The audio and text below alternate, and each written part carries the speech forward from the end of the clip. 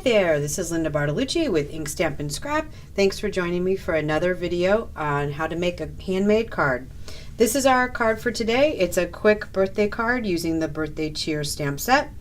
And let me show you the materials that you're going to need. The Birthday Cheer stamp set is a cling stamp set, and it actually comes with coordinating dies, although we're not going to use those today. We're going to use the present and the greeting. You can see them right here. And we're going to use the stitched rectangle framelits. We're going to use 2 from this nested set.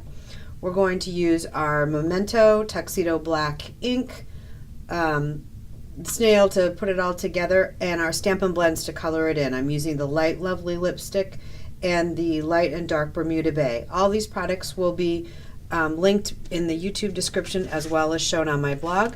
We're also going to use the basic jewels to brighten up our heart, and then the cardstock that we're going to need today is a piece of Whisper White, a piece of Bermuda Bay, and then an 11 by 4 1/4 piece of Coastal Cabana. I've already scored the Coastal Cabana in the middle, so I'm going to take my bone folder and give it a nice crease, and then we'll set that aside and layer everything up when we're ready.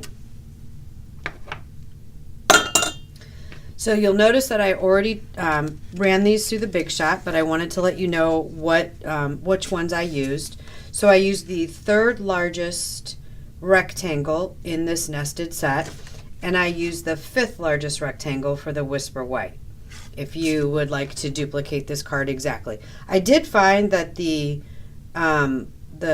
6th largest rectangle would also work, and you get an even more vivid or more border for the Bermuda Bay, but it made it so that there wasn't a lot of forgiveness in your stamping, and I wanted to be able to get it right on the first try. All right, so let's get to stamping. Move a few things around here, bring in my stamp pad and my 2 acrylic blocks.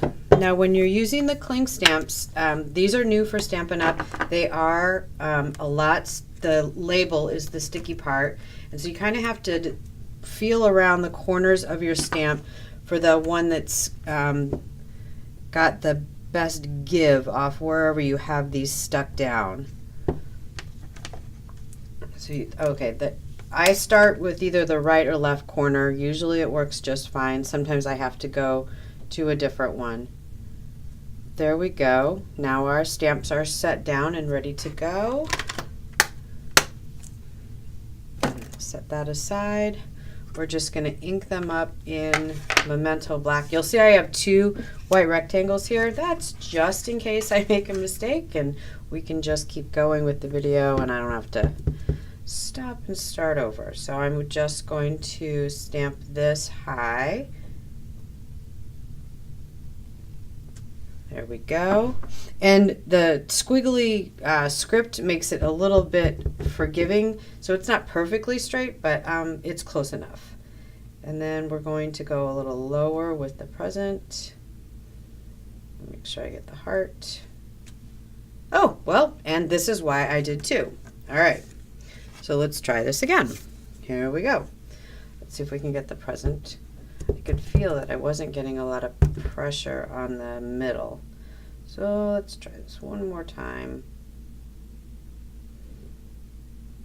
I'm counting to 10 in my head just to give it a lot of time to absorb the ink. Oh, much better. Look at that. Now, I did only cut 2 of these, so let's hope that this one stamps just as nice as the last one. There we go. All right, perfect. I'm happy with that. So let's keep going. Close this up so it doesn't dry out.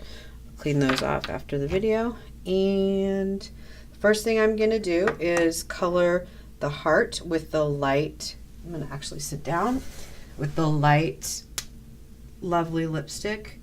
I'm not really using the blends necessarily to blend this time. They just have such a bright, vibrant color, and I like to be able to mix and match the light and the dark to give the bow a little bit of depth. So for the inside of the bow, where you can see right here, I'm coloring with the dark. And then for the rest of the bow, I'll color with the light, knowing that these two coordinate together perfectly. And I'm just using the narrow tip. And for the larger spaces, like the heart and this bow, I like to color in circles because then I find that it doesn't get quite as streaky. You can always, go back in with a color lifter if it gets too streaky, or you can go over it, the color, with more of a circular motion once you get the first layer down. But what I found is when I color in these little tiny circles, I don't find as many streaky lines. It just works a lot better. I am really enjoying our Stampin' blends. I know that every single catalog we get more colors, and I get so excited to add to my collection. This catalog, only a couple of new colors were introduced, but I'm sure when the next annual catalog comes out, we'll have even more to choose from. And many of the stamp sets in the Occasions catalog are definitely line art like this, so that they lend themselves perfectly to be colored with the blends. All right, so there's the coloring done. Now we just need to, I like to use a paper piercer to put my jewels on. I'm just gonna grab one of the smaller, I think a medium-sized jewel. I think I used a small jewel on the sample, but I'm going to put a medium one in here. Come here, there you go. And I'm just going to go right like that. All right, and now we're going to put this together. I'm going to add a little more pop to this card. So I'm going to grab some dimensionals, and I'm going to put them on the back of the white just to give it a little more depth. And then we'll just use snail to put the Bermuda Bay rectangle down.